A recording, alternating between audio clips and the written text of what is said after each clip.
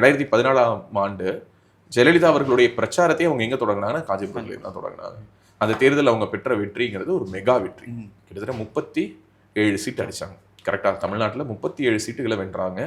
அனைத்து இந்திய அண்ணா திராவிட முன்னேற்ற கழகம் தொடங்கப்பட்டதிலிருந்து இன்று வரை அவங்களுடைய வரலாற்றிலேயே அதிகமான எம்பிக்களை அவர்கள் வென்ற தேர்தல் அதுதான். அதாவது அவங்க கிட்ட அப்ப எவ்வளவு இருந்ததுன்னா ஸ்ட்ரென்த் 37 எம்பி லோக்சபால, 13 எம்பி ராஜ்யசபால, 50 எம்பிக்களை அனைத்து இந்திய அண்ணா திராவிட முன்னேற்ற கழகம் இரு அவைகளுக்கும் சேர்த்து பெற்றிருந்த காலகட்டம். இன்னும் சொல்ல போனா ஜெயலலிதா அவர்களுடைய விஸ்வரூபம்னு சொல்லலாம்.